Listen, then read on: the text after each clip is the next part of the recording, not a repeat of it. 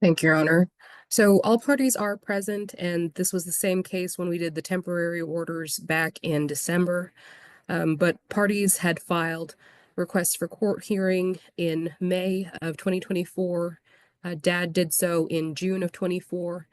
And after the first amended pleading was done, Mom filed a request in January of this year, everyone already having seen and negotiated the temporary orders.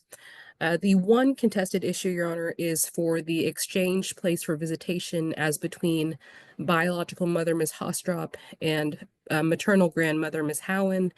The testimony will be that there is a 6-hour distance between the mother and Colleen, and the mother's request is to meet halfway, 3 hours in Abilene, and Ms. Howen is not in agreement. But everything as far as Mr. Rojas and Ms. Howen is agreed. We are making some changes to the temporary orders, Your Honor. Specifically, parties are in agreement that the younger child, Gianna, her surname will change from Howen to Rojas based on the DNA test results confirming Mr. Rojas as father. And additionally, Your Honor, we are adding retroactive support from Ms. Hostrop to Ms. Howen in the amount of $579.94. And that was roughly a 2-month period, Your Honor, from end of October 24 until our hearing date in December. And then we're actually going to take a cumulative judgment because she does owe arrears under the temporary order in the amount of $1,689. And we are adjusting her support beginning April 1 to reflect her current job, which is paying $9 an hour for 40 hours a week. So that comes out to 3 something. And then, Your Honor, as far as Mr. Rojas, we are adjusting his support based on him going to maintain health and dental for the children through his employment. And this court granted a deviation, so cut guideline support in half based on the amount of involvement he has with the children's day-to-day and allowing Miss Howen to go to work and not pay for daycare. And so with the court's approval, we ask for a deviation to 233, which is half of the new support amount, 466, because father would maintain that private health and dental at a cost of $173.33 each month. All right, so the issue seems to be the visitation pickup and drop off. Correct, Your Honor. All right, then, and that is with and Miss that'll be Miss Hostrop. Correct, Your Honor. All right.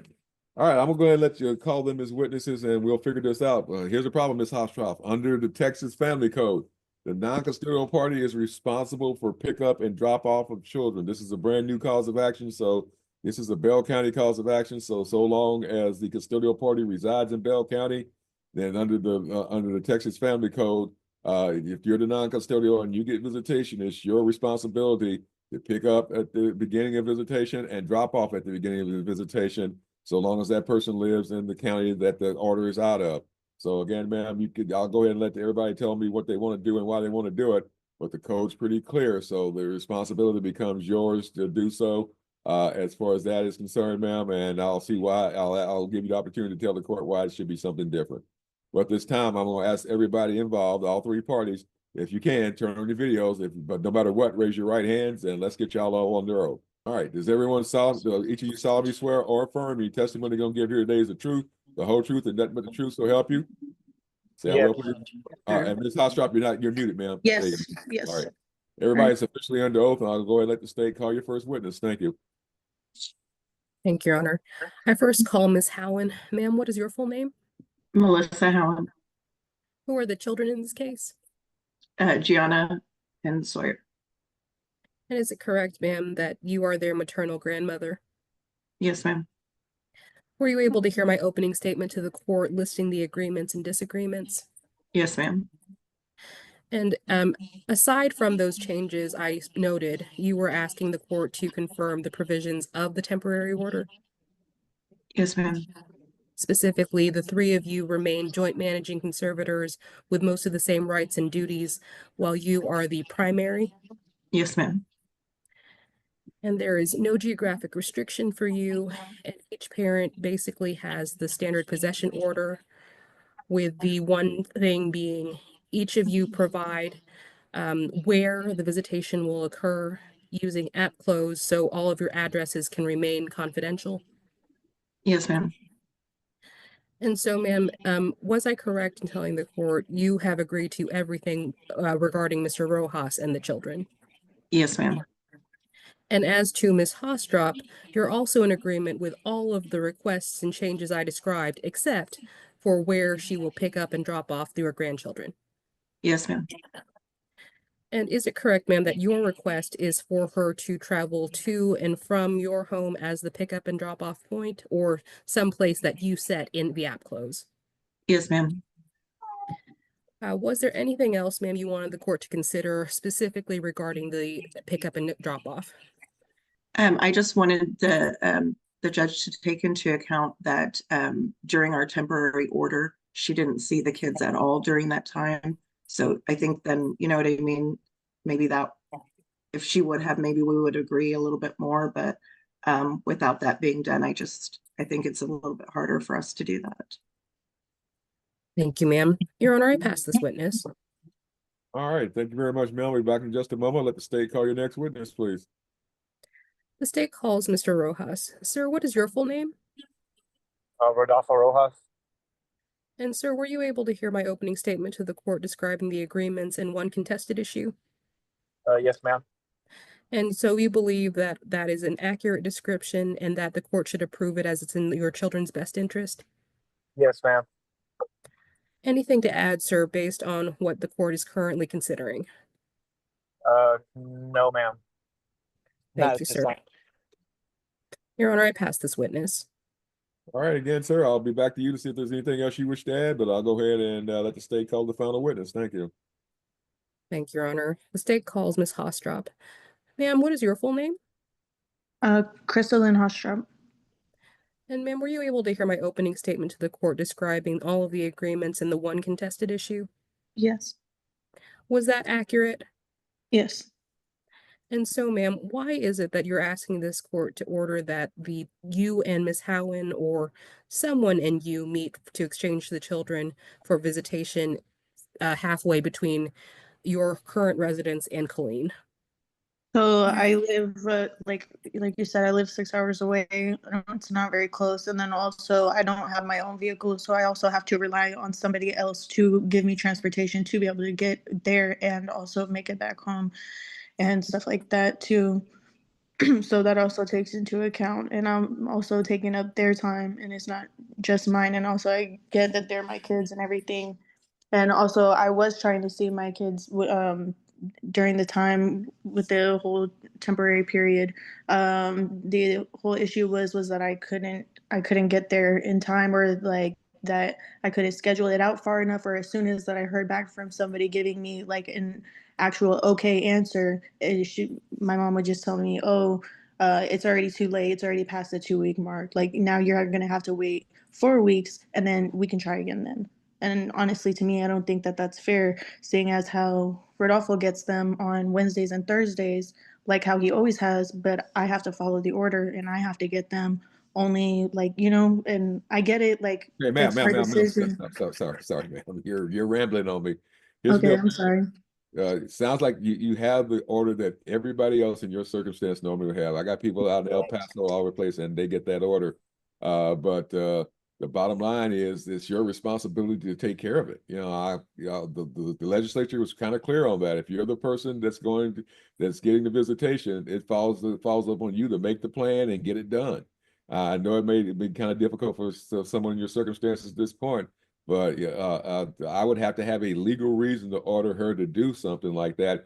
And in the 20+ years I've been doing this, I've probably done that 2 or 3 times out of the thousands of cases I've done, and there were very, very unique circumstances, ma'am. And I understand it's the financial burden and everything else, but people who live your distances away, they plan out in advance. Like I say, I got people out in El Paso. They only get to see their kids 2 or 3 times a year, but they plan well in advance to do it because, again, obviously travel's a problem. But again, the law is, ma'am, that's your responsibility as the non-custodial party. And I think Okay. they're close enough by that he's able to do that.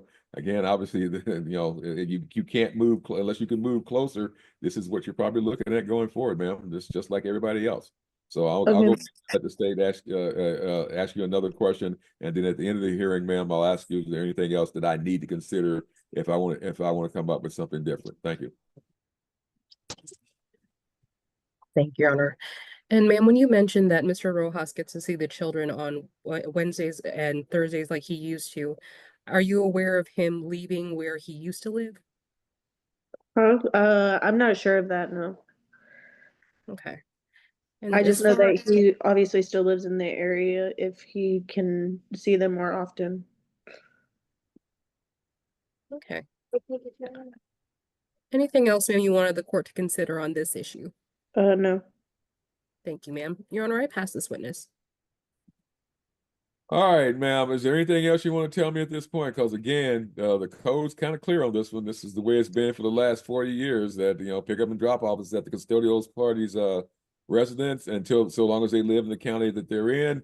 And then if she even moved just to Austin, then it's your responsibility to pick the child up from Austin, and her responsibility to pick the child up at the end of visitation from you. So unless that circumstance has changed, then that's what I'm looking at doing. So is there anything else you think I need to know, ma'am? No. All right then.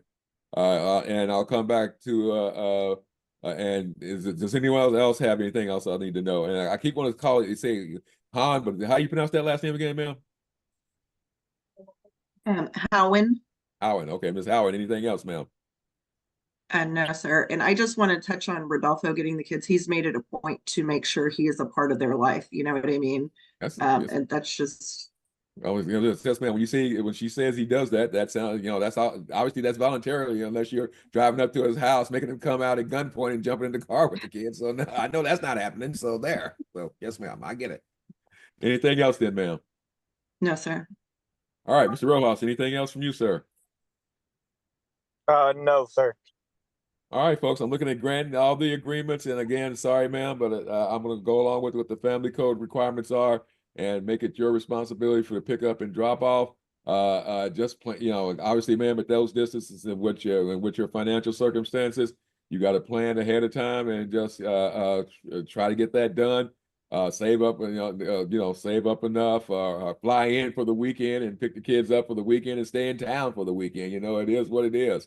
So there's always more than one way to do this, and you probably just need to figure that out. Because again, I do have parents all the time. I got a gentleman up in Maryland who flies in once a month to see his kids in Killeen. Okay, and he picks them up. He stays in Killeen, and then he flies back out the next on the following Monday. So so whatever you need to do, just think out a little bit outside the box and try to figure it out and confirm your pickup and drop off with the grandmother, and it'll probably work out a little better, ma'am. Thank you. All right, Ms. Manga, anything else, ma'am? No, Your Honor. Because of the lateness of the hour, I'm just going to draft this and send to parties through DocuSign within the next day or so. All right, folks, y'all all free to go. Good luck to y'all and the kids, and the state will be sending y'all that order. And thank you very much. And we're off the record.